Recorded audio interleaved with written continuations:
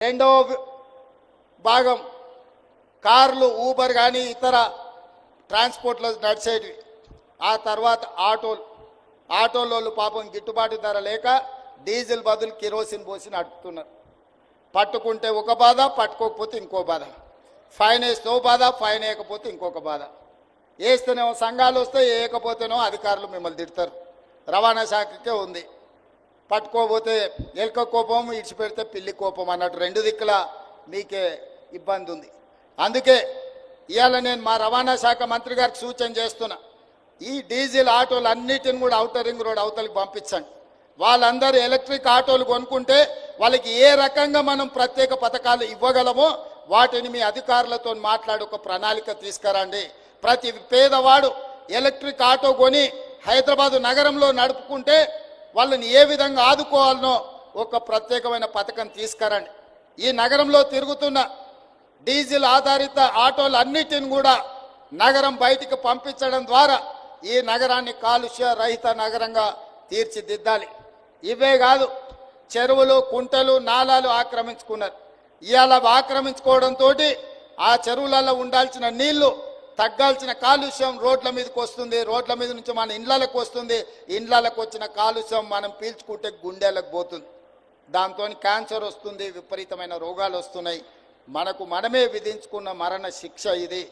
ఈ మరణ శిక్ష నుంచి బయటపడాలంటే దేవుడిచ్చిన వరం మూసీ నది. మూసీ నదిని పునరుజ్జీవింపజేసుకొని మూసా పరివాహక ప్రాంతం, ఈసా పరివాహక ప్రాంతం నుంచి వచ్చే నీళ్లు వర్షాకాలంలోనే వస్తాయి. కానీ సంవత్సరం మొత్తం మూసీ కలకలలాడాలంటే గోదావరి నదిని మూసీతో అనుసంధానం చేసి ఉస్మాన్ సాగర్, హిమాయత్ సాగర్ నుంచి మూసీ మొత్తం ఎప్పటికప్పుడు మంచి నీళ్లను ప్రవహింపజేయడం ద్వారా ఈ మూసీలో ఉన్న కాలుష్యాన్ని కడగొచ్చు. హైదరాబాదు నగరాన్ని పట్టి పీడిస్తున్న ఈ కలుషితమైన వాతావరణం నుంచి మన నగరాన్ని కాపాడుకోవచ్చు. ఇవన్నీ చెయ్యాలి, ఇవన్నీ జరగాలి అంటే మీ ఆశీర్వాదం ఉండాలి. అందుకే ఈరోజు ఈ నగరాన్ని కాలుష్యం నుంచి కాపాడాలి. మన కళ్ళ ముందల్నే స్పెయిన్ మన చూసినాం. కొన్ని వేల కార్లు, కొన్ని లక్షల కోట్ల రూపాయల నష్టం స్పెయిన్లో కొట్టుకుపోయింది. అది వేరే దేశం. కానీ ఢిల్లీ మనం కళ్ళతో చూసినాం, చెన్నై మన కళ్ళతో చూసినాం, ముంబై మన కళ్ళతో చూసినాం. మరి మన హైదరాబాద్ను కూడా ఇంకొక కల్లోలిత నగరంగా మనం మార్చుకుందామా?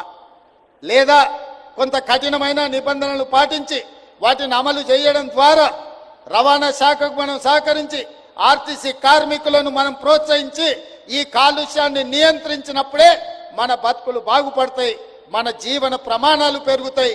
మనం ఇంకా 100 ఏళ్ళు బతకడానికి అవసరమైన వాతావరణాన్ని నగరంలో తెచ్చుకోవాలి. ఈ నగరంలో ఇవన్నీ తెచ్చుకోవాలి అని అంటే రవాణా శాఖ పూర్తి స్థాయిలో పని చెయ్యాలి, ప్రజలు వాళ్లకు సహకరించాలి. అందుకే మిత్రులారా, ఈ హైదరాబాదు నగరాన్ని కాలుష్య రహిత నగరంగా మార్చడానికి అవసరమైన నియమ నిబంధనలు, విధి విధానాలను మా ప్రభుత్వం తీసుకొస్తుంది. కొన్నిసార్లు నిబంధనలు కఠినతరమైన వాటిని అమలు చేస్తాం. అధికారులకు వాటిని అమలు చేసేటప్పుడు స్వేచ్ఛనిస్తాం. మీరందరి నగరం మనది. ఈ నగరంలో మనమే ఉన్నాం.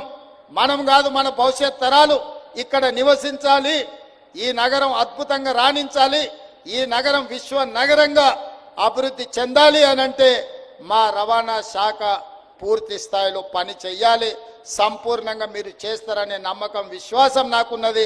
మా మిత్రుడు పొన్నం ప్రభాకర్ గారు ఏ విధంగా అయితే తెలంగాణ ఉద్యమంలో క్రియాశీలక పాత్ర పోషించిండో ఈ కాలుష్యాన్ని తరమడంలో కూడా అదే విధంగా ఒక ఉద్యమకారుడు అవతారం ఎత్తి ఈ కాలుష్యాన్ని పారదోలి ఈ నగరాన్ని కాపాడుకోవడానికి, ఒక అద్భుతమైన నగరంగా నిర్మించుకోవడానికి మీ అందరి సహకారం ఉండాలి. మీ సమస్యల్ని ఎప్పటికప్పుడు చర్చించడం ద్వారా మీ సమస్యల్ని పరిష్కరించుకుంటూ ముందుకు వెళ్తాం.